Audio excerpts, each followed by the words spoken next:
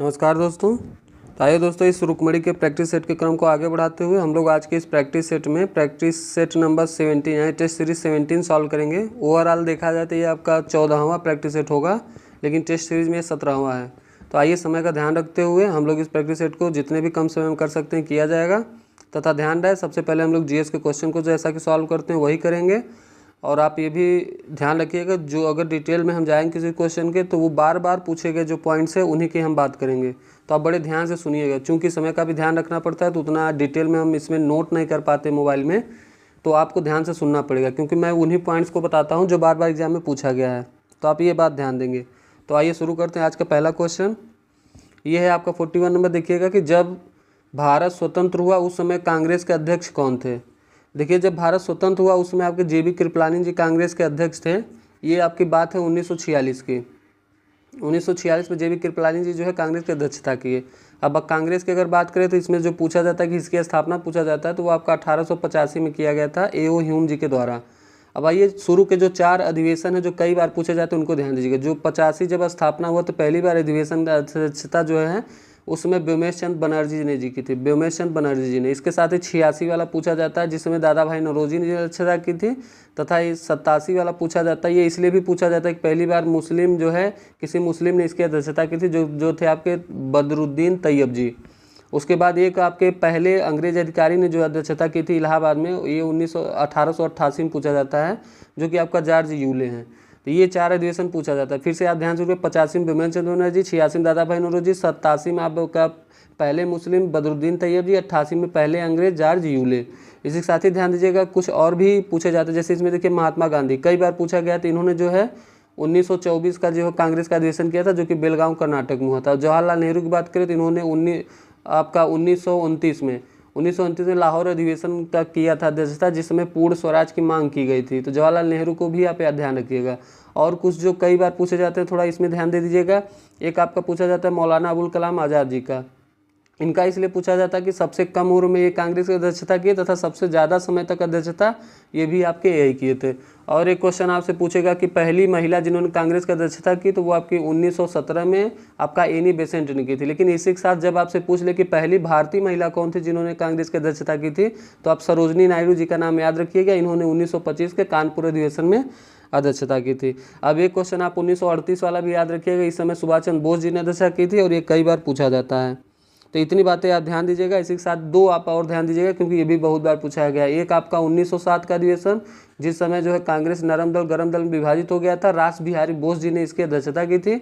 और इसी से जुड़ा हुआ 1916 का आप याद रखिएगा। 1916-1907 में संबंध ये है कि इसमें कांग्रेस नरम दल गरम दल में अलग हुआ और 1916 वाले में नरम दल गरम दल जो है वो एक हुआ। इस समय आपके अंबिकाचरण मजूमदार जी ने इसकी अध्यक्षता की थी। तो इतने कांग्रेस के अध्यक्ष अधिवेशन हैं जो कि कई बार पूछे जाते हैं, तो आप ध्यान दीजिएगा। चलिए नेक्स्ट क्वेश्चन देखिएगा। यह है कि 1908 ईस्वी में 6 वर्ष के कारावास की सजा स्वतंत्रता संग्राम के किस उग्र विचारधारा के नेता को दी गई थी। देखिए, उग्र विचार और एक होता है कि नर्म विचार, माने आप गरम दल और नरम दल जिसकी अभी हम बात कर रहे थे उसी के बारे में क्वेश्चन है।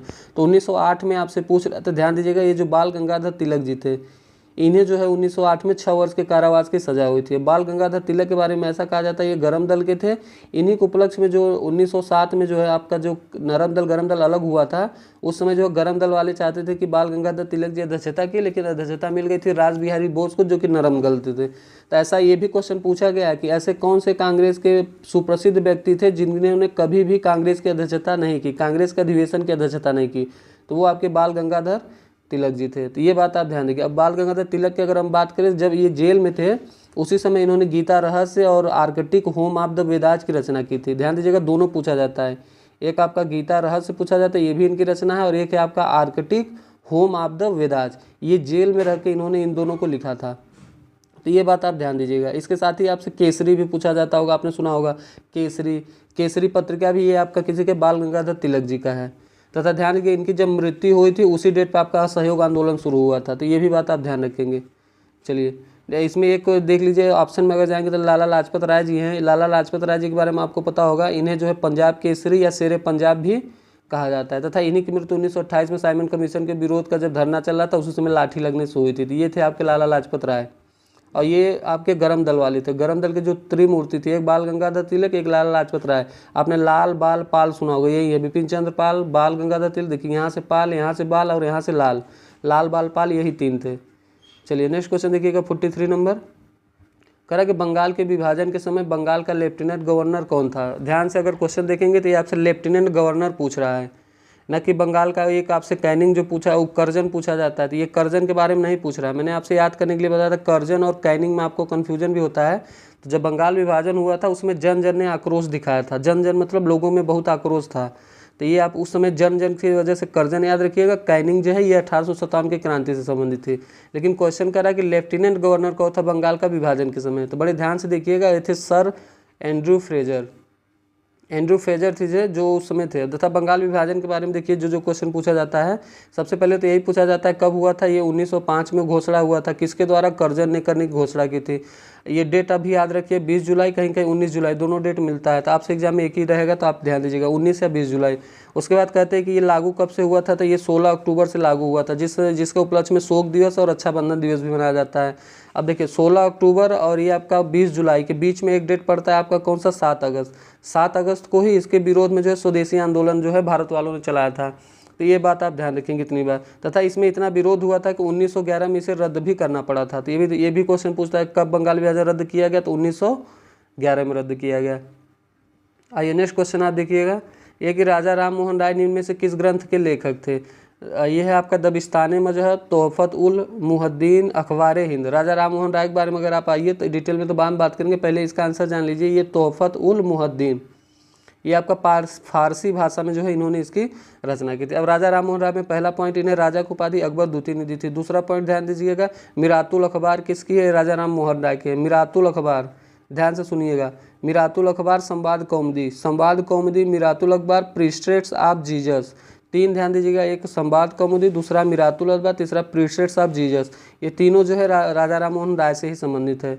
और इसके बाद अगर आप देखेंगे तो इन्होंने वेदांत कॉलेज की स्थापना की थी, वेदांत सोसाइटी की स्थापना की थी। इसी के साथ इन्होंने ब्रह्म समाज की स्थापना कब की थी, आपसे बहुत बार पूछा गया, वो आपका 1828 में की थी। तो ब्रह्म समाज आप याद रखेंगे। तथा 1829 का वो समय भी याद रखेंगे जब इन्होंने लॉर्ड विलियम बेंटिक के साथ मिलकर जो है सती प्रथा का अंत किया था। तो इतनी बातें आप बहुत ही ध्यान देंगे क्योंकि कई बार पूछे गए हैं। चलिए नेक्स्ट क्वेश्चन देखिए, करा किसके प्रयत्नों से बम्बई में प्रथम महिला विश्वविद्यालय की स्थापना। ये है आपके डी.के. कर्वे। ये डी.के. कर्वे जी के जो है क्या कह लीजिए आपके प्रयत्नों से ये हुआ था। चलिए 46 नंबर देखिए, कह रहा भारत में कुल वन विस्तार लगभग कितने प्रतिशत पे है। देखा जाए तो ये 24% पे भारत वन विस्तार है, लेकिन होना चाहिए आपका 33% पे। अब वनों की बात हुई तो एक आपसे हर 2 साल में देहरादून द्वारा वनों पे एक वो सर्वे किया जाता है, जिसमें आपसे क्वेश्चन पूछता है कि क्षेत्रफल के आधार पर सबसे ज़्यादा वन कहाँ है। तो आप मध्य प्रदेश का नाम याद रखेंगे। दूसरा पूछता है आपसे कि परसेंटेज के हिसाब से सबसे ज़्यादा वन कहाँ है। तो आप मिजोरम का नाम याद रखेंगे। मिजोरम और मध्य प्रदेश, क्षेत्रफल में मध्य प्रदेश, परसेंटेज में मिजोरम। अब सबसे कम पूछे तो आप ध्यान दीजिएगा, चाहे परसेंटेज हो चाहे क्षेत्रफल, दोनों में सबसे कम आपका हरियाणा में है 1। इसी के साथ पूछता है सबसे ज़्यादा वृद्धि कहाँ हुई। तो वृद्धि के मामले में सबसे ज़्यादा आप आंध्र प्रदेश का नाम याद रखेंगे। इतनी बात आप ध्यान दीजिएगा। चलिए 47 नंबर देखिए, यह है कि निम्नलिखित में से किन पहाड़ियों पर उष्णकटिबंधीय सदाबहार वन पाए जाते हैं। आपसे उष्णकटिबंधीय पूछ रहा था, आप नीलगिरी की पहाड़ियाँ ध्यान दीजिएगा। अब नीलगिरी की पहाड़ियाँ बात करें तो ये आपका साउथ में पड़ता है, पूर्वी घाट और पश्चिमी घाट। पूर्वी और पश्चिमी घाट का मिलन जो है वो नीलगिरी पहाड़ी को कहा जाता है। तथा नीलगिरी पहाड़ी की सबसे ऊंची चोटी पूछी जाती है। तो ध्यान दीजिएगा, नीलगिरी की सबसे ऊंची चोटी है आपका डोडा बेटा। ध्यान से देखिएगा, इंपॉर्टेंट है, पूछा जाता है। नीलगिरी की सबसे ऊंची चोटी डोडा बेटा है। लेकिन अगर पूछे कि भारत की सबसे ऊंची चोटी है तो वो आपकी ये है आपकी वो अन्नामलाई पहाड़ी पे से, और जो आपका है अन्नामलाई पहाड़ी करके एक है, केरल में आपका पड़ता है। तो आप ध्यान देंगे, अनाईमुड़ी अन्नामलाई जो है वो पहले नंबर पे है, दूसरा आपका डोडा बेटा है। ये आप ध्यान देंगे। ये नीलगिरी की तो सबसे ऊंची है, लेकिन ये जो है भारत में ये दूसरे नंबर पे है। अब आइए बात करते हैं, मैंने आपसे अन्नामलाई अनाईमुड़ी कहा तो वो आपका केरल की है जो पहले नंबर पे, दूसरे पे आप कह लीजिए डोडा बेटा, और नीलगिरी पे पहले नंबर। अरावली पहाड़ियाँ ध्यान दीजिए, अरावली पहाड़ियाँ में आपको पता है कौन सा, ये राजस्थान में जब जाएंगे तो राजस्थान में आपका अरावली पहाड़ियाँ पड़ता है, जिसकी सर्वोच्च चोटी आपकी गुरु शिखर होती है। तो ध्यान दीजिएगा, ये गुरु शिखर कहाँ का है, ये आप राजस्थान के माउंट आबू पे स्थित है। नीलगिरी के बारे में आपको बता दिए, इसकी सबसे ऊंची चोटी डोडा बेटा है जो कि दूसरे नंबर पर भारत की बात करेंगे, और अब पहले नंबर पर आपके अन्नामलाई अनाईमुड़ी की बात कर लिए। चलिए इसका आंसर ये है। आइए क्वेश्चन नंबर 48 देखिए, जी। 48 कह रहा है कि सिंधु गंगा के मैदान की नई जलोढ़ मिट्टी को किस नाम से जाना जाता है। तो अगर आप ध्यान देंगे तो देखिए नई जलोढ़ मिट्टी, अब देखिए क के बाद आता है ख, तो पहले क नहीं तो लेकिन ख आता है। अब ध्यान दीजिए, पहले मैं कहना चाहता हूँ तो ध्यान सुनिए। कह रहा सिंधु गंगा के मैदान की नई जलोढ़ मिट्टी, जब भी आपसे नई पूछे तो आप खादर लगाइएगा, ये आपका नई खादर है। तो इसी के साथ अगर आपसे बांगर ऑप्शन में होता है तो वो सबसे पुरानी जलोढ़ मिट्टी है बांगर। खादर नई है, बांगर पुरानी है। बांगर मतलब समझिए बर्बाद मिट्टी, बांगर बर्बाद मिट्टी, एकदम बर्बाद मिट्टी बांगर है, यानी सबसे पुरानी इस समय बांगर मानिए, सबसे नई आप खादर मानेंगे। एक देखिए रेगुर मिट्टी है, तो रेगुर मिट्टी को जो है दोस्तों काली मिट्टी कहा जाता है, इसे ही कपास मिट्टी के नाम से भी जाना जाता है। तो ये रेगुर मिट्टी, इसका आंसर आपका हो जाएगा खादर। चलिए नेक्स्ट देखिए, कह रहा भारत की तट रेखा की कुल लंबाई। देखिए एक तट रेखा पूछता है और एक पूछता है आपका कुल। तट रेखा और कुल में अंतर है, तो आप इसको जरा ध्यान से देखिएगा। जब भी आपसे तट रेखा पूछेगा तो आप 100 किलोमीटर ध्यान दीजिएगा। तट रेखा मतलब जो आपके 9 राज्यों से होकर गुजरती है, भारत 9 राज्यों से जो है तट रेखा लगती है, तो ये आप ऐसे बात कर रहे हैं। तो इसका आंसर हो जाएगा आपका 100 किलोमीटर। तट रेखा की कुल लंबाई है 100 किलोमीटर, ध्यान दीजिएगा। लेकिन जब आपसे पूछ ले क्या कि कुल तटीय रेखा, जब आपसे कुल तटीय पूछेगा तो ध्यान दीजिए, जब कुल तटीय में आपका वो द्वीप सहित पूछेगा, तो उसमें जब आपसे द्वीप सहित पूछेगा तो आपको 75/16 याद रखना है, 7,516 किलोमीटर। लेकिन तट रेखा की लंबाई आपको 100 किलोमीटर याद रखना है। तो इतनी बात आप ध्यान दीजिएगा। अगर एक इसी के साथ अगर आपसे पूछ ले कि भारत की स्थल सीमा की कुल लंबाई, माने पूरे भारत की पूछ रहा है, तट रेखा और कुल द्वीपों सहित तट रेखा नहीं, स्थल सीमा, तो आप 15,200 किलोमीटर ध्यान दीजिएगा। 15,200 लगभग इसका डबल, इसका लगभग डबल, तो ऐसे इसको ध्यान देंगे। चलिए 50 देखिए, ब्रह्मपुत्र नदी तिब्बत में किस नाम से जानी जाती है। तो तिब्बत में ब्रह्मपुत्र को आपको क्या कहा जाता है, सांगपो कहा जाता है। किसी ऑप्शन नहीं है तो इसका आंसर है। अब ध्यान दीजिए, पद्मा गंगा को कहा जाता है, ये ध्यान दीजिए। ब्रह्मपुत्र नदी का उद्गम भी आपसे पूछता है तो तिब्बत के चेमायुंगडुंग ग्लेशियर से होती है ब्रह्मपुत्र का उद्गम। बात करें पद्मा या गंगा का, तो ये आपका भारत में पूछे तो गंगोत्री ग्लेशियर से निकलती है, ये आप ध्यान दीजिएगा। ब्रह्मपुत्र का उद्गम कहाँ से होता है, मैंने आपसे बताया तिब्बत के मानसरोवर झील के चेमायुंगडुंग से। चलिए आगे बढ़ते हैं। नेक्स्ट देखते था, ब्रह्मपुत्रा को बांग्लादेश में आपका पता होगा जमुना कहते हैं, जमुना। ब्रह्मपुत्रा को बांग्लादेश में जमुना कहते हैं, तिब्बत में इसे सांगपो कहते हैं, भारत में तो ब्रह्मपुत्रा कहते हैं। चलिए 51 नंबर देखिए, कह रहा किस भारतीय को विश्व स्वास्थ्य संगठन के बाह्य लेखा परीक्षक के रूप में चुना गया है। ध्यान दीजिएगा, CAG आप जानते होंगे, भारत के CAG गिरीश चंद्र मुर्मू जी को, तो इन्हीं को जो है चुना गया है, तो इनका नाम आप ध्यान रखेंगे। आइए नेक्स्ट देखिएगा, नेक्स्ट है कि भारत के चुनाव आयोग ने अप्रैल 2023 में किस पॉलिटिकल पार्टी को राष्ट्रीय पार्टी का दर्जा प्रदान किया है। यह है आपका आम आदमी पार्टी। आम आदमी पार्टी की जो है राष्ट्रीय पार्टी का दर्जा दिया गया, जो आपकी 6ठी पार्टी है, तथा इसी के साथ कुछ पार्टियों का जो है रद्द भी किया, जैसे तृणमूल कांग्रेस। तृणमूल कांग्रेस एक है जिसको रद्द किया। ममता बनर्जी जी की पार्टी आपको पता होगा। अगर बात करें तो आपका बीजेपी, कांग्रेस, मार्क्सवादी, माकपा जिसे कहते हैं बहुजन समाज पार्टी, बसपा हुआ, नेशनल पीपुल्स पार्टी और आम आदमी पार्टी, यही 6 पार्टियां जो हैं वर्तमान में, तो ये आप ध्यान दीजिएगा। इतनी बात का, तृणमूल कांग्रेस जो आप देख रहे हैं ये रद्द कर दिया गया है। चलिए नेक्स्ट क्वेश्चन देखिएगा 53 नंबर, यह है कि संयुक्त सैन्य अभ्यास अजय वारियर। जब भी आपसे अजय वारियर पूछेगा, अजय मतलब आप ध्यान दीजिए भारत और ब्रिटेन। अजय वारियर किन देशों के बीच होता है, ये आपका भारत और ब्रिटेन के बीच होता है। इसी के बाद कुछ भारत और रूस है, भारत और अमेरिका। देखिए भारत अमेरिका में एक आपका वज्र प्रहार पूछता है और एक आप युद्धाभ्यास पूछता है। इसी के साथ अभी लेटेस्ट में साइक्लोन याद रखिएगा, ये एग्जाम में बनेगा क्वेश्चन। तो साइक्लोन जो है वो भारत और मिस्र के बीच में हुआ था, भारत और मिस्र में। इसी के साथ वरुण पूछे आपसे या फिर गरुड़ पूछे, वरुण गरुड़ दोनों भारत और फ्रांस के बीच हुआ। लेकिन इसी के साथ गरुड़ के साथ अगर शक्ति लगा दीजिएगा, गरुड़ शक्ति, तो गरुड़ शक्ति आपका इंडोनेशिया से हुआ था। चलिए नेक्स्ट क्वेश्चन देखिएगा 54, करा विश्व आर्द्र भूमि दिवस 2023 कब मनाया जाता है। आर्द्र भूमि दिवस कब मनाया जाता है, ध्यान से देखिएगा। तो इसमें आपको कन्फ्यूजन 3 फरवरी 2 फरवरी में एग्जाम में होगा, तो इससे निकलने के लिए आप ध्यान दीजिएगा। जब आप आर्द्र कहेंगे तो आर्द्र नहीं, इसको आर्द्रो भूमि कहिए। क्या कहेंगे आप, आर्द्र भूमि को आप आर्द्रो भूमि पढ़ेंगे तब ध्यान दीजिएगा 2 फरवरी इससे याद हो जाएगा। आर्द्रो भूमि, आर्द्रो में देखिए 2 आ रहा है ना, तो ये आपका 2 फरवरी हो जाएगा। विश्व आर्द्र भूमि दिवस 2023 कब मनाया गया, आपका 2 फरवरी को मनाया जाता है। अब इसके साथ अगर आपसे पूछ ले कि इसका विषय क्या है, आजकल तो विषय का ट्रेंड चल रहा है, डेट सबको याद रहता है तो वो थीम पूछ लेता है कि थीम क्या है इसका। तो इसका थीम है आपका wetland restoration, wetland restoration, wetland restoration आप याद रखेंगे। चलिए नेक्स्ट क्वेश्चन देखिए, महिलाओं के कार्यस्थल को सुरक्षित बनाने के लिए साहस पहल किस राज्य ने शुरू की है। ये आपका तेलंगाना राज्य है जिसने साहस पहल शुरू की है। आइए ऑप्शन में बिहार है, बिहार का पेपर भी है, तो ध्यान दीजिएगा 22 मार्च को हम लोग क्या मनाते हैं, बिहार दिवस मनाते हैं। तथा ध्यान रखिए गंगा बिहार के 12 जिलों से बहती है। ये 2 पॉइंट आप ध्यान दीजिएगा। तथा साथ ही अगर आप ध्यान देंगे तो बिहार का सबसे जो आपका से पूछता है बड़ा जिला तो आपका पश्चिमी चंपारण है। ये बंगाल का सबसे बड़ा क्षेत्रफल के आधार पे जिला है तथा सबसे छोटा क्षेत्रफल के आधार पे जिला वो आपका शिवहर है। तो ये सब बातें जो है आप ध्यान देंगे। 94,163 किलोमीटर वो बिहार का क्षेत्रफल है, 94,163। चलिए ज़्यादा डिटेल में नहीं जाएंगे क्योंकि पूरे सारे क्वेश्चन टाइम ज़्यादा लग जाएगा। कोई बिहार का क्वेश्चन आएगा तो हम लोग स्पेशल उस पर बात करेंगे। चलिए 56 नंबर देखिए, करा हॉकी जूनियर एशिया कप 2023 का खिताब किस देश ने जीता है। ये जो जूनियर हॉकी है ये भारत ने जीता है। आप पूछे किसको हरा के, जिसने दक्षिण कोरिया को हराकर ये खिताब भारत ने जीता है। आइए 57 नंबर देखिए, एसोचैम के नए अध्यक्ष। जब भी आपसे एसोचैम आएगा तो आप अजय सिंह का नाम याद रखेंगे। एसोचैम अजय सिंह, एसो अजय, ऐसे करके आप इसको ध्यान दीजिएगा। चलिए नेक्स्ट क्वेश्चन देखिएगा 58 नंबर, ये कि परमाणु ऊर्जा आयोग के अध्यक्ष पद पर किसे नियुक्त किया गया। ये आपका ए के मोहंती, परमाणु atomic energy, A for atomic, A for a के मोहंती। तो परमाणु ऊर्जा आयोग के जब आपसे अध्यक्ष पूछेगा तो आप ए के मोहंती का नाम आप ध्यान दीजिएगा। तथा साथ ही ध्यान दीजिएगा ये निदेशक भी थे किसके, भाभा परमाणु अनुसंधान के, तो ये आप ध्यान दीजिएगा। चलिए नेक्स्ट क्वेश्चन देखिए, करा निम्नलिखित में से कौन सी घटना, ये देखिएगा थोड़ा अच्छा क्वेश्चन है, इसमें आपको ध्यान से करना पड़ेगा। करा निम्नलिखित में से कौन सी घटना सर्वप्रथम घटित हुई। तो देखिए असहयोग आंदोलन जो है आपका 1920 में हुआ था, गांधी जी द्वारा शुरू किया गया। पूना पैक्ट आपका 1932 में हुआ था, ये गांधी और अम्बेडकर के बीच यरवदा जेल पुणे में हुआ था। अब जलियांवाला बाग हत्याकांड की बात करेंगे तो ये 13 अप्रैल 1919 को हुआ था। तो जलियांवाला बाग हत्याकांड यानी सबसे पहले हुआ था, तो इसका आंसर क्या हो जाएगा, सी। चलिए कुछ डेट की बात हुई तो कुछ डेट आप याद रखेंगे, इतनी डेट आप याद रख लिए। देखिए 1905 ध्यान रखिए आपका कब स्वदेशी आंदोलन यानी बंगाल विभाजन शुरू हुआ था 1905 में। 1907 में आपका सूरत अधिवेशन हुआ था जब नरम दल गरम दल अलग हुआ था।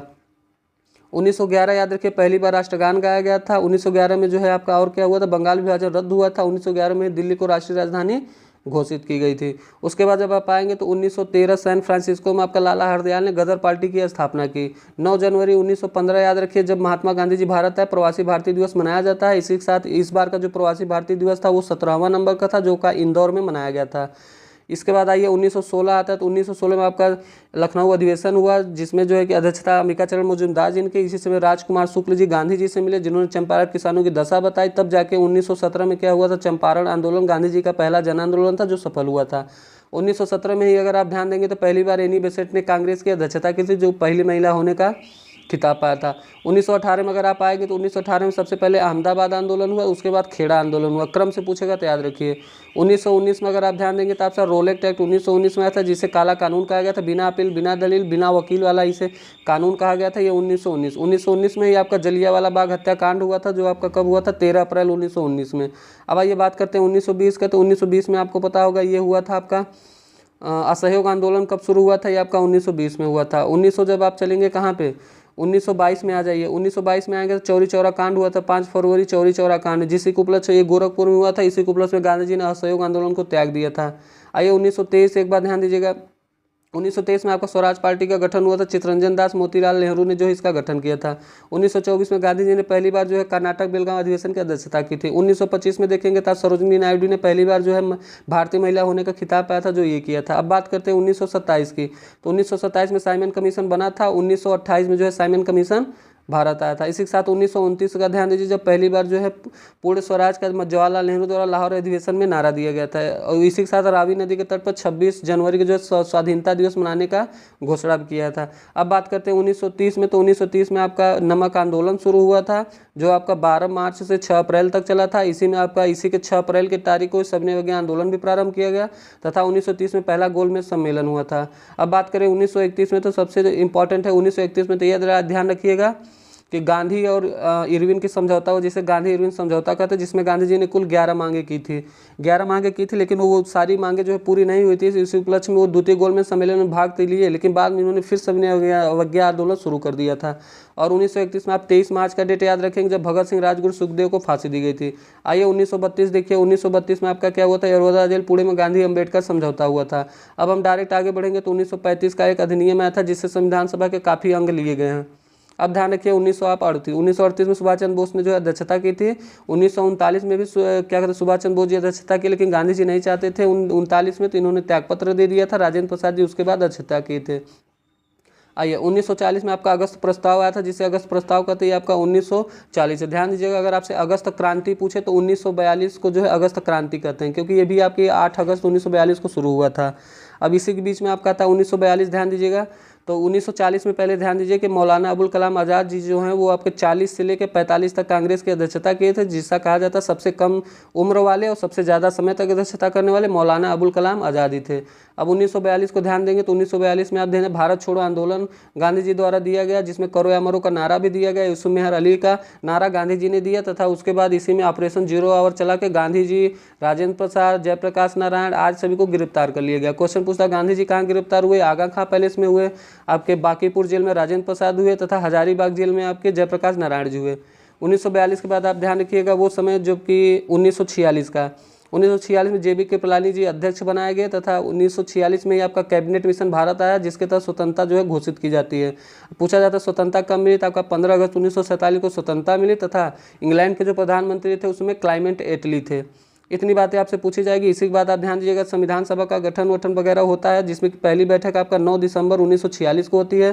सच्चिदानंद सिन्हा अस्थायी अध्यक्ष होते हैं। तो उसके बाद 11 दिसंबर ध्यान रखिएगा, 11 दिसंबर को आपका राजेंद्र प्रसाद जी अस्थायी अध्यक्ष होते हैं, तथा आप ध्यान दीजिएगा 13 दिसंबर आता है। उसके बाद जब वहाँ पे उद्देश्य प्रस्ताव जो है जवाहरलाल नेहरू द्वारा प्रस्तुत किया जाता है। इसी के साथ 26 नवंबर 1949 को हमारा संविधान बनकर तैयार हो जाता है, लेकिन उसे 2 महीने के लिए पेंडिंग करके इसे 26 जनवरी 1950 को लागू किया जाता है, ताकि उसी दिन स्वाधीनता दिवस को हम लोग गणतंत्र दिवस के रूप में मना सकें।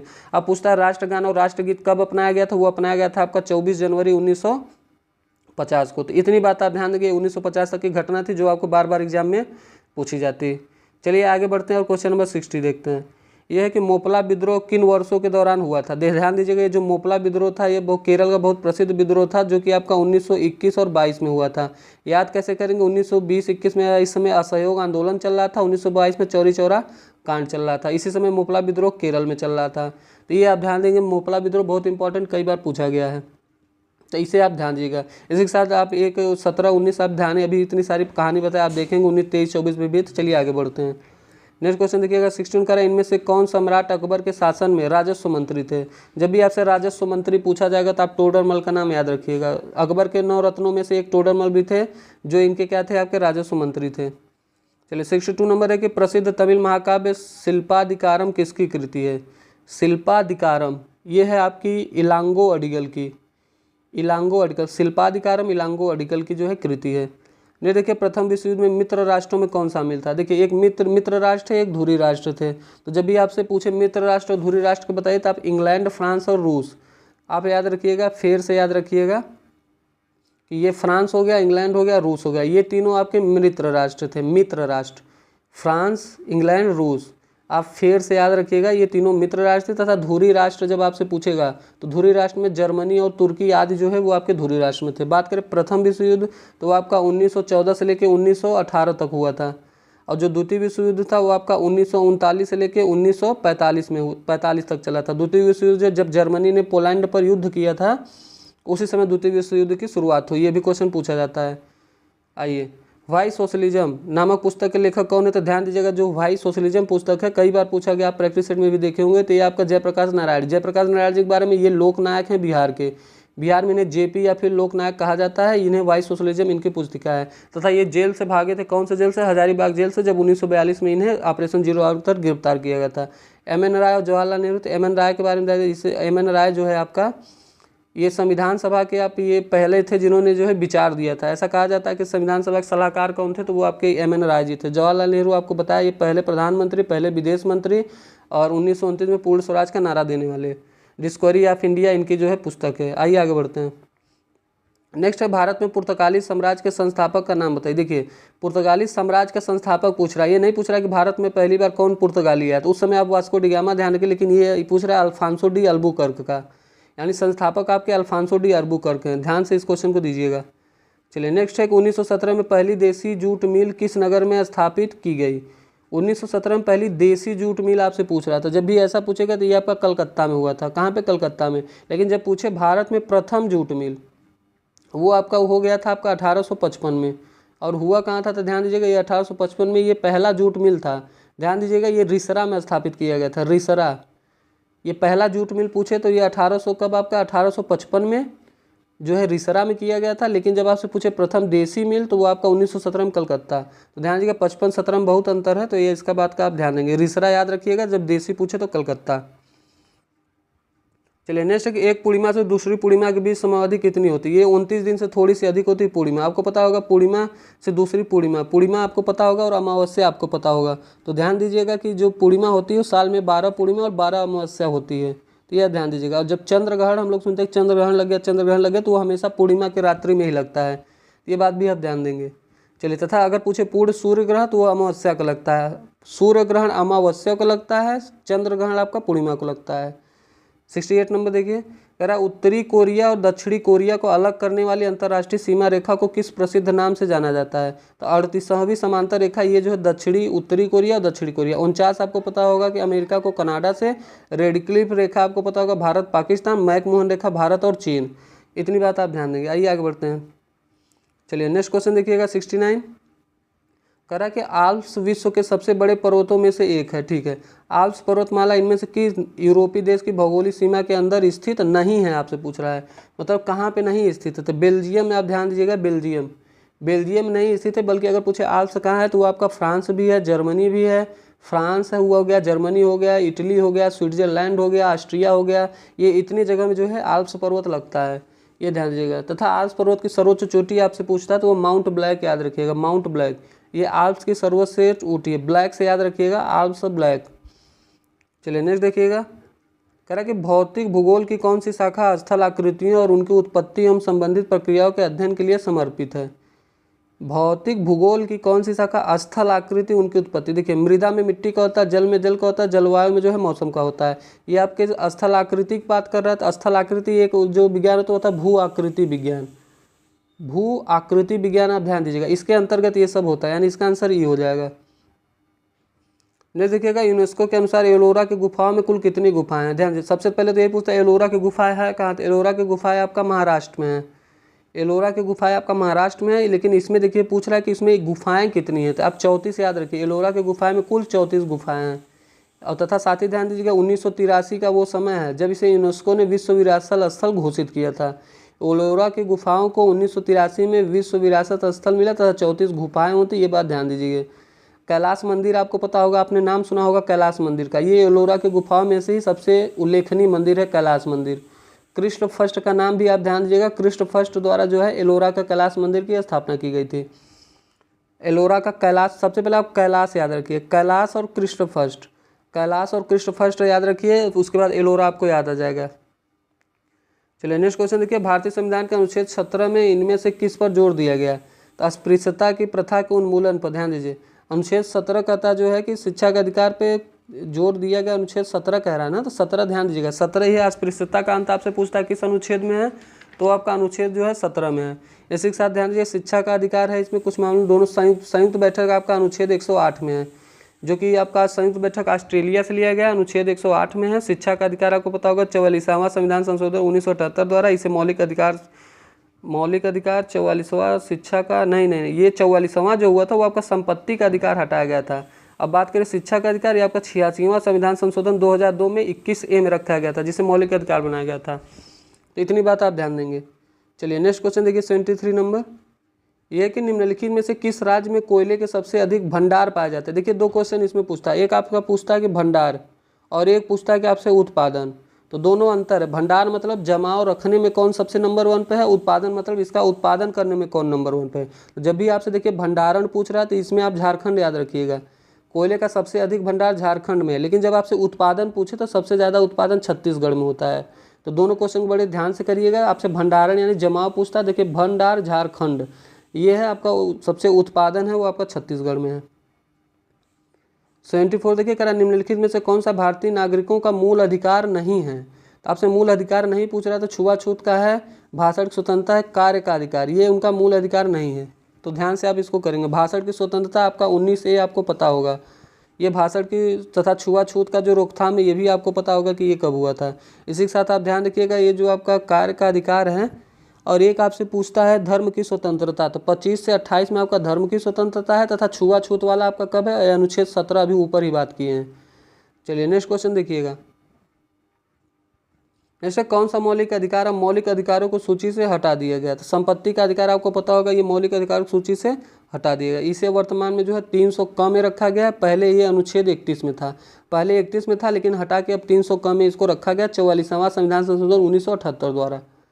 आइए 1978 44वां, तो 42वां भी आप ध्यान दीजिएगा। इसी द्वारा जो है मूल कर्तव्यों को जोड़ा गया था। मूल कर्तव्यों को कहाँ रखा गया था? 51 क में रखा गया था। मूल कर्तव्यों को 42वां संविधान संशोधन द्वारा जो है रखा गया था। इसी के साथ जो है समाजवाद, पंथ निरपेक्ष, अखंडता को भी प्रस्तावना में जोड़ा गया था। ये दोनों बात आप ध्यान देंगे। चलिए 76 नंबर देखिए, कह रहा निम्नलिखित में से किसको नए राज्य बनाने या वर्तमान राज्यों की सीमाएं बदलने का अधिकार? ये काम संसद का है, संसद ये सब का काम वगैरह कर सकती है। नहीं देखिए, वैश्वीकरण के फलस्वरूप दो देशों के उत्पादकों के बीच प्रतिस्पर्धा क्या होगी? अब वैश्वीकरण होगा, अब दो देशों में जो उत्पादक होके उनके बीच प्रतिस्पर्धा हमेशा जायज़ सी बात है वो क्या होगी आपकी? बढ़ जाएगी। वैश्वीकरण यानी ग्लोबलाइजेशन, ग्लोबलाइजेशन के दौरान जो है क्या होगा? ये उत्पादकों के बीच ये बढ़ जाएगा। चलिए 78 देखिए, कह रहा आयात और निर्यात पर लगने वाला कर है, चाहे आयात हो चाहे निर्यात हो, दोनों पे आपका सीमा शुल्क ही लगेगा। आयात निर्यात जो क्या होता है? एक सीमा से बाहर दूसरे देश में जाते हैं, तो ये तो कॉमन सेंस का क्वेश्चन हो गया। अगला देखिए, कह रहा भारत में प्रथम औद्योगिक नीति घोषित कब की गई थी? जो औद्योगिक नीति थी वो 1948 में पहली बार घोषित की गई थी। ध्यान दीजिएगा, 1948 में पहली औद्योगिक नीति तथा आपसे उदारीकरण की घोषणा पूछता है।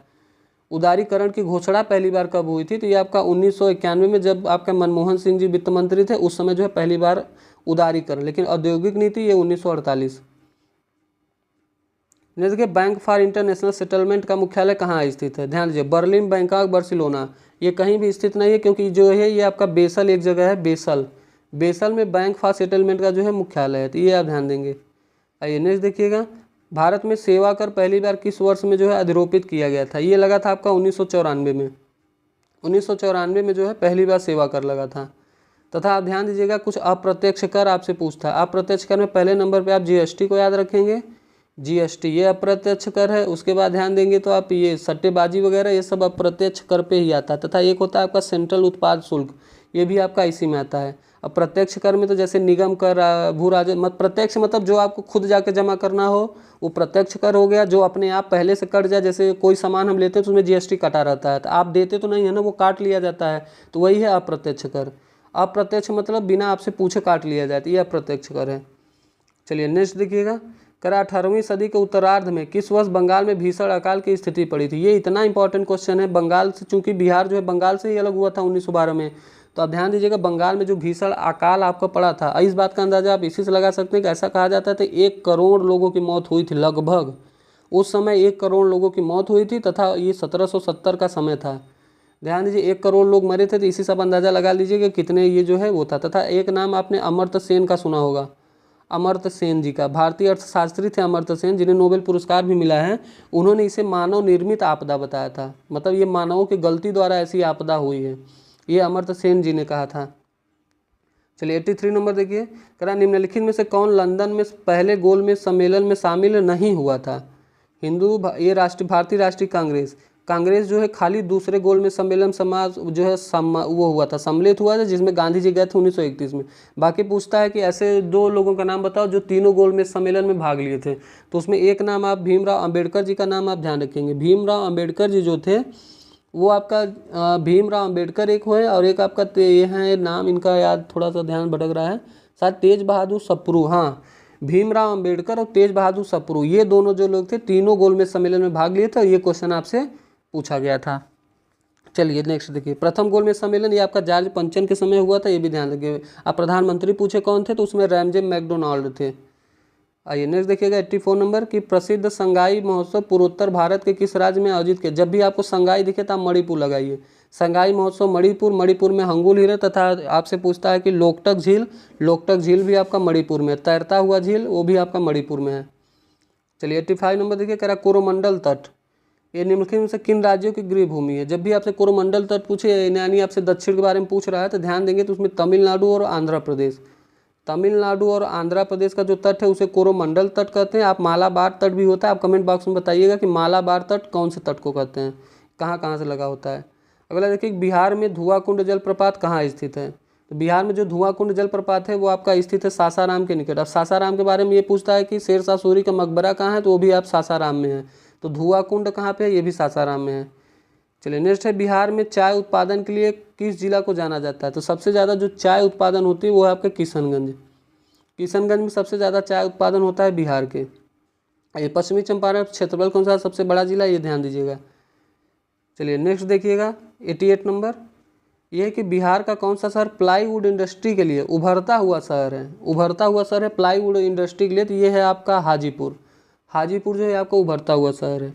आइए इसी के साथ क्वेश्चन नंबर 89 देखिए, राउत नाचा कहाँ का प्रसिद्ध आदिवासी नृत्य? जो राउत नाचा है ये छत्तीसगढ़ का है। किसी भी ऑप्शन में छत्तीसगढ़ नहीं है तो इसका आंसर ई हो जाएगा। राउत नाचा कहाँ का? छत्तीसगढ़ का। तथा ध्यान दीजिए ये झारखंड आपसे पूछ रहा है। झारखंड में आप ध्यान दीजिएगा पूछा जाता है कर्मा। कर्मा आपका झारखंड है। मध्य प्रदेश जब आप जाएंगे तो मध्य प्रदेश का भी कई पूछा जाता है, जिसमें उड़ीसा भी है। तो आप ध्यान दीजिएगा जब आपसे उड़ीसा पूछे, मध्य प्रदेश पूछे, तो इस समय कई सारे नृत्य फेमस है। लेकिन एक पूछा जाता है आपसे पिंडवानी, पिंडवानी या जिसे पंडवानी कहा जाता है, ये कई बार पूछा गया। तो ये आपका छत्तीसगढ़ का है। कजरी आपका उत्तर प्रदेश का है। राउफ ये सब आपको पता होगा, राउफ वगैरह ये आपका जम्मू कश्मीर का है। चलिए नेक्स्ट देखिएगा 90 नंबर देखिए, करा कि अंतर्राष्ट्रीय फिल्म पुरस्कार पाने वाली पहली भारतीय अभिनेत्री निम्नलिखित में से कौन सी? पहली अभिनेत्री पूछ रहा था, ये आपकी सुचित्रा सेन जी थी। अब देखिए इसमें अगर आप अंतर नहीं करेंगे तो आप जो है गलत कर देंगे। आपसे ऑस्कर नहीं पूछ रहा है, आपसे अंतर्राष्ट्रीय फिल्म पुरस्कार पूछ रहा है। ये सुचित्रा सेन थी।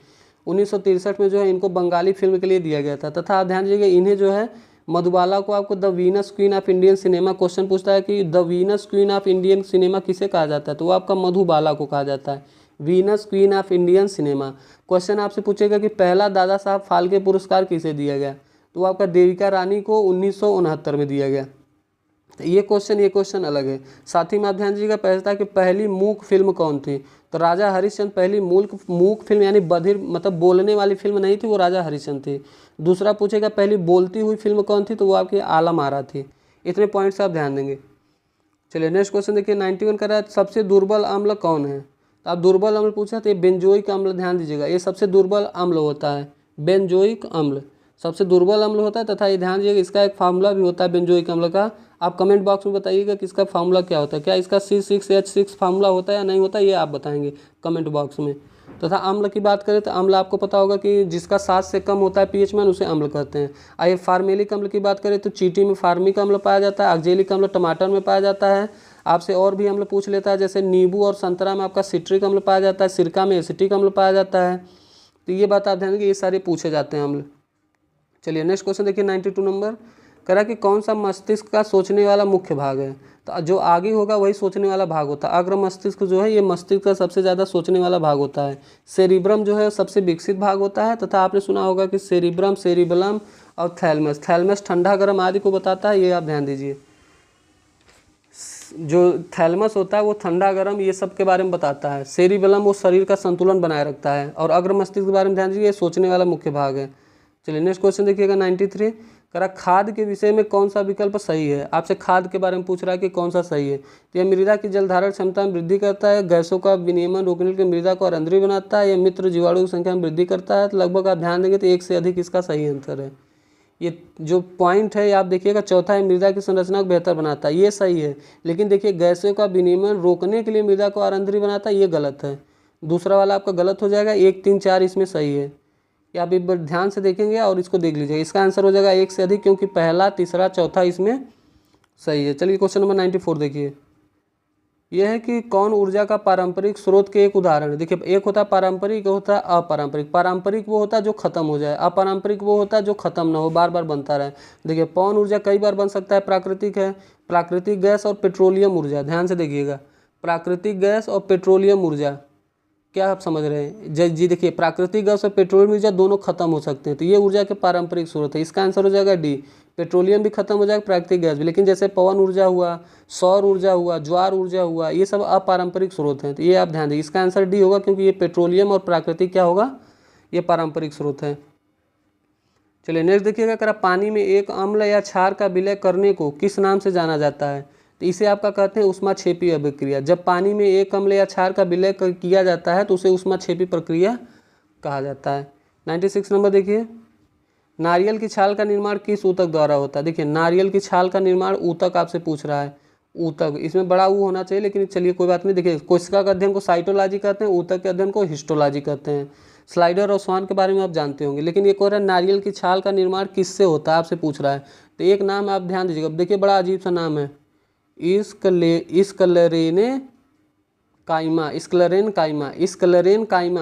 स्क्लेरेन काइमा, ये आगे काइमा लिख दीजिएगा। स्क्लेरेन काइमा के द्वारा होता है, जो किसी ऑप्शन में नहीं है, तो इसका आंसर ई हो जाएगा। ध्यान सुनिएगा, स्क्लेरेन काइमा उतक होता है, मतलब जो ऑप्शन सबसे अजीब मिलेगा स्क्लेरेन करके उसी को आप लगा दीजिएगा। 97 नंबर देखिए, कह रहा है कि सोडियम बाइकार्बोनेट का सामान्य नाम क्या है। तो देखिए एक आपसे पूछता है सोडियम कार्बोनेट, एक पूछता है सोडियम बाइकार्बोनेट। तो जो सोडियम कार्बोनेट है उसे बेकिंग सोडा कहते हैं। बात करें बेकिंग सोडा, यानी आप ध्यान दीजिएगा NaHCO3, जहाँ एच लग जाए इसे बाई कहेंगे आप, तो सोडियम बाइकार्बोनेट, इसे ही आपका खाने वाला सोडा भी कहते हैं। सोडियम बाइकार्बोनेट बेकिंग सोडा, जिसे खाने वाला सोडा कहते हैं। और एक आपसे पूछता है कि धावन सोडा को सोडियम कार्बोनेट कहते हैं। आप ध्यान देंगे तो Na2CO3.H2O, धावन सोडा यानी धोने वाला सोडा आपका ये हो जाता है सोडियम कार्बोनेट, और बाइकार्बोनेट ये आपका खाने वाला सोडा हो जाता है, जिसे बेकिंग सोडा कहते हैं। चलिए नेक्स्ट देखिए 98 नंबर, करा ऊर्जा का उपयोग करते हुए पायरुविक का विघटन कहाँ होता है। जो पायरुविक का विघटन होता है वो माइटोकॉन्ड्रिया में होता है। The powerhouse of cell किसको कहते हैं, माइटोकॉन्ड्रिया को ही कहते हैं। यकृत के बारे में ध्यान दीजिएगा, लीवर हुआ, यकृत हुआ आपका, ये सभी जो है यकृत को कहते हैं। यकृत में आपको पता होगा पित्तरस का निर्माण होता है, यकृत में होता है। यकृत से ही किसी को जहर दे के मारा दिया जाता है, तो यकृत से ही पता चलता है। सबसे बड़ी जो ग्रंथि है, ग्रंथि, सबसे बड़ा अंग तो आपको पता होगा त्वचा होता है, लेकिन सबसे बड़ी जो ग्रंथि है वो आपकी यकृत होती है। चलिए नेक्स्ट क्वेश्चन देखिएगा 99 नंबर, करा कौन वंशानुक्रम की इकाई है। तो वंशानुक्रम की जो इकाई होती है आपको पता होगा वो होता है आपका जीन। वंशानुक्रम की इकाई जीन होता है, जो किसी ऑप्शन में नहीं है। आइए 100 नंबर है कि कौन जंतुओं का सबसे बड़ा समूह है। तो जंतुओं का सबसे बड़ा समूह जो है वो आपका आर्थ्रोपोडा होता है। आर्थ्रोपोडा, ध्यान दीजिएगा आर्थ्रोपोडा। और आप ध्यान दीजिएगा इस संघ के जो प्राणी वो एक लिंगी होते हैं, तथा निषेचन उनका जो है शरीर के अंदर होता है। तिलचट्टा, झींगा, केकड़ा, खटमल, मक्खी, गरुड़ आदि आर्थ्रोपोडा में आते हैं। इतना बात आप ध्यान दीजिएगा। चलिए नेक्स्ट क्वेश्चन देखिएगा 101, कह रहा है कि वाष्पन के कारण शीतलन की प्रक्रिया तब धीमी होती है जब वायुमंडल में जल के खुले पृष्ठ का क्षेत्रफल क्या होगा। तो ये आप ध्यान दीजिएगा, जब घटता है और वायु के बहने की चाल कम होती है, यानी वाष्पन के कारण शीतलन की प्रक्रिया तब धीमी होगी जब वायुमंडल में जल के खुले पृष्ठ का क्षेत्रफल घटता है और वायु के बहने की चाल कम होती है। तो ये घटना तब घटित होती है। इसका आंसर सी है, आप बड़े ध्यान से देख लीजिएगा। चलिए 102 देखिए, करा ओरिजिन ऑफ स्पीसीज, प्रजाति की उत्पत्ति नामक पुस्तक किसने लिखी। तो ओरिजिन ऑफ स्पीसीज कई बार पूछा गया था, आप डार्विन को याद रखिएगा। ओरिजिन ऑफ स्पीसीज जैव विकास की जो व्याख्या वो डार्विन ने दी थी, तथा ध्यान दीजिएगा 1859 आप याद भी रखिएगा, 1859 में ही इन्होंने दिया था। तथा फिलासफी आप एक है आप डार्विनवाद का सिद्धांत जो है जैव विकास के सिद्धांत को ही कहा जाता है। लैमार्क को विकासवाद का सिद्धांत वो लैमार्क ने दिया था। चलिए आगे बढ़ते हैं 103 देखिए, करें एक समतल दर्पण द्वारा बनाई गई छवि की विशेषताएं क्या है। समतल दर्पण से आपसे पूछ रहा है, तो ध्यान दीजिएगा समान आकार, सीधी पार्श्व माने पार्श्व तौर पर उल्टी और आभासी। समान आकार, सीधी पार्श्व तौर पर उल्टी, आभासी, ये सभी समतल द्वारा दर्पण द्वारा जो है प्रतिबिंब दी जाती है।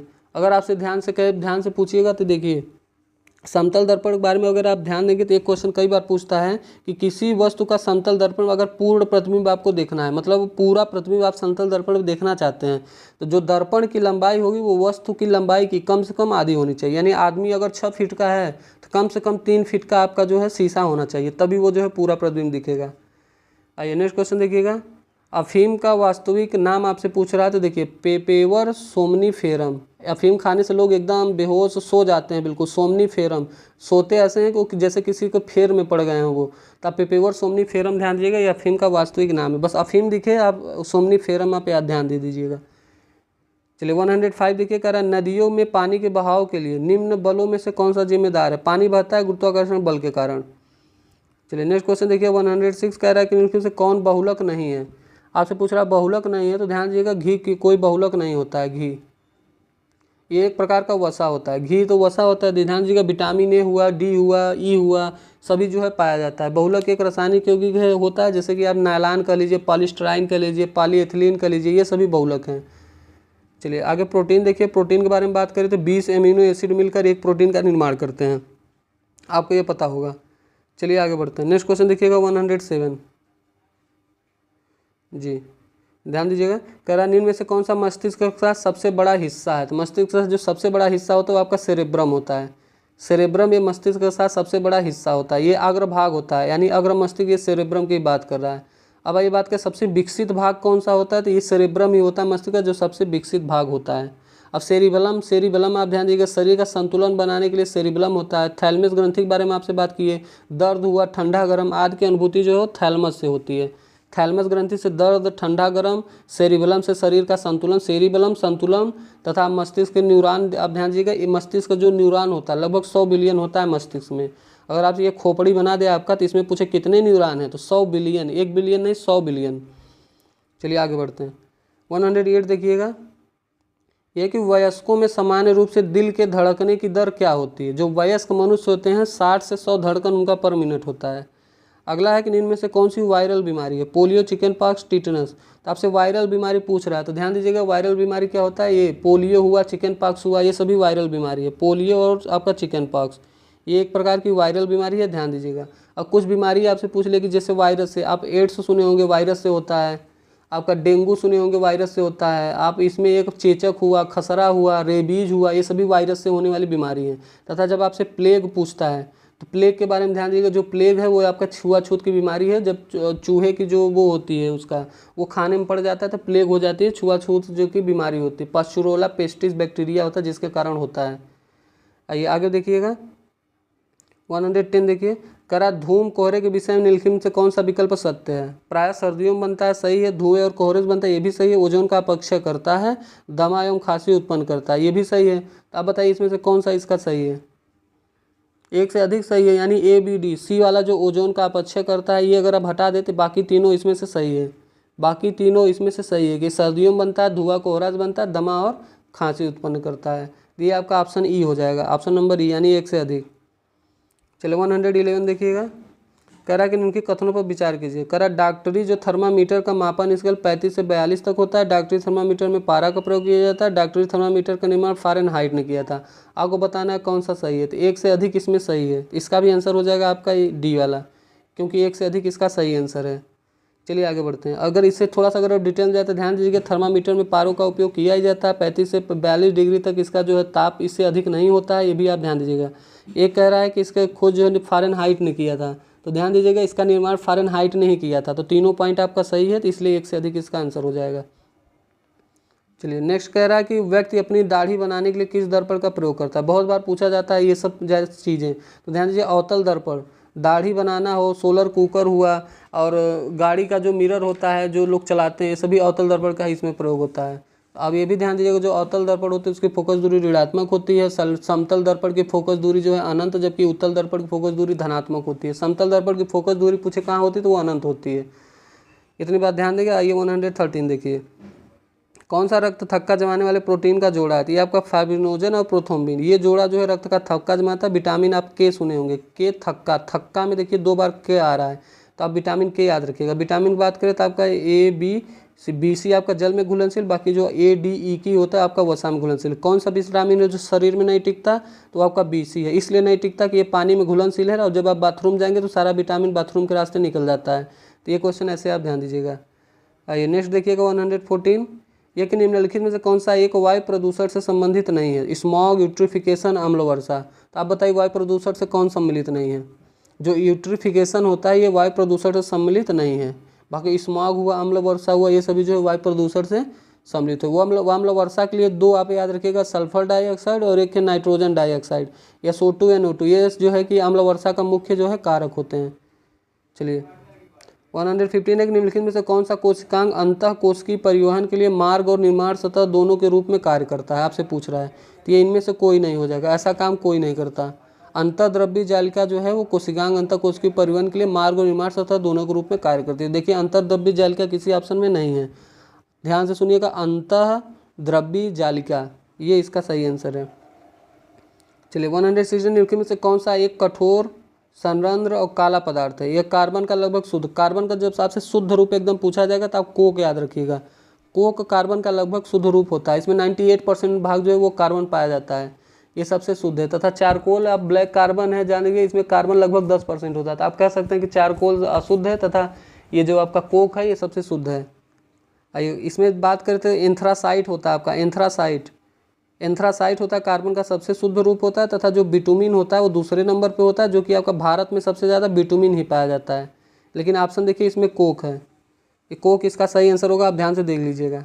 117 देखिए, करा समशीतोष्ण घास के मैदान किसकी खेती के लिए आदर्श होते हैं। ये घास के मैदान जो होते हैं वो आपकी गेहूं की खेती के लिए, समशीतोष्ण जो है आपका गेहूं की खेती के लिए बहुत ही ज़्यादा लाभदायक होता है। गेहूं की खेती आपका पता होगा कि ये रबी की फसल है जो अक्टूबर नवंबर में बुआई की जाती है। खरीफ की फसल में आपका चावल वगैरह आता है जो जून जुलाई में बुआई की जाती है। I-118 देखिए, ये कि निम्नलिखित में से कौन सा एक ध्रुवीय जानवर नहीं है। तो ये आपका वालरस है, लीमर है, रिंग सील है, आपको बताना है। ये जो लीमर होता है ये ध्रुवीय जानवर आपका नहीं है। बाकी आप देख लीजिए, वालरस हुआ, रिंग सील हुआ, आपका आर्कटिक लोमड़ी हुआ, बर्फीला उल्लू हुआ, लैंपिंग हुआ, हाफसील हुआ, ग्रीनलैंड शार्क हुआ, ये सभी जो है ध्रुवीय प्रदेश में पाए जाते हैं। लेकिन लीमर नहीं पाए जाते, इसका आंसर यही है। I-119 देखकर ऐसे स्थान जहाँ बस्तियाँ विकसित होती हैं वह क्या कहलाते हैं। जहाँ बस्तियाँ विकसित होगी तो उसे क्या कहेंगे, बसाव स्थान कहेंगे, आश्रय कहेंगे, घर कहेंगे। आप बताइए, बसाव स्थान कहेंगे। जब बस्ती विकसित होगी तो रहने के लिए तो बसाव स्थान कहेंगे। अगला है कि निम्नलिखित में से क्या बहिर्जनित बल के कारण घटित होता है। बहिर्जनित बल के कारण क्या घटित होता है आपसे पूछ रहा था। अपर्दन, ये बहिर्जनित बल के कारण है जो आपका अपर्दन घटित होता है। ज्वालामुखी पूछे, भूस्खलन पूछे, ये नहीं। अपर्दन आप ध्यान दीजिएगा, ये जो है किसके कारण होता है। तथा भूकंप के बारे में ध्यान दीजिएगा, भूकंप के अध्ययन को आपको सिस्मोलॉजी कहते हैं, कई बार पूछा गया सिस्मोलॉजी। तथा रिएक्टर पैमाने पर भूकंप की तीव्रता को नापा जाता है, ये भी आप ध्यान देंगे। इसी के साथ दोस्तों ये प्रैक्टिस सेट समाप्त होता है। बाकी आप ध्यान दीजिएगा, मैथ और रीजनिंग के जो क्वेश्चन है उसका सोल्यूशन मैंने PDF में डाल दिया, और PDF से आप उसको अच्छे से सोल्यूशन कर लीजिएगा। और बहुत जल्द अगर एग्जाम डेट आगे बढ़ती है तो मैं आपसे प्रॉमिस करता हूँ कि मैथ और रीजनिंग के लिए मैं आपको अलग से अच्छे से सोल्यूशन करूँ। अभी थोड़ा संसाधनों का अभाव है, इस वजह से मैं करा नहीं पाता। तो अगर एग्जाम डेट आगे बढ़ी तो मैं एडुटेरिया का जो आपसे सारा प्रैक्टिस कर रहा हूँ उसका भी मैथ रीजनिंग, और ये रुकमणी का भी सारा मैथ रीजनिंग आपको अलग से सीरीज बना के उसका दूंगा, ये मेरा आपसे प्रॉमिस है। तो साथ ही ध्यान दीजिए, अगर बाकी के जो प्रैक्टिस सेट आपको देने हो आपके इसमें देखिए सारा सॉल्यूशन आपको मिल जाएगा, तो आप अच्छे से इसको करिएगा। स्टार्टिंग में क्वेश्चन भी मैंने PDF में दे दिया, और PDF आपको माया इंस्टीट्यूट चैनल पे मिल जाएगा।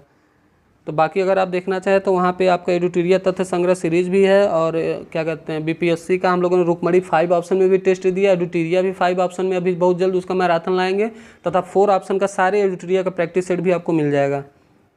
तो आप ज़रूर देखिएगा। और आपसे एक निवेदन है, अगर आपको क्लास अच्छी लगी हो तो आप बस एक कमेंट कीजिएगा, और आपको कुछ करने की ज़रूरत नहीं है। एक प्यारा सा कमेंट आपको बहुत मोटिवेशन देता है। तो आप लास्ट में एक अगर वीडियो देखेंगे तो आप कमेंट ज़रूर कीजिएगा। इसी के साथ दोस्तों वीडियो समाप्त करते हैं। आप अपनी तैयारी बनाए रखिए, विश्वास रखिए, सब अच्छा होगा। धन्यवाद, जय हिंद।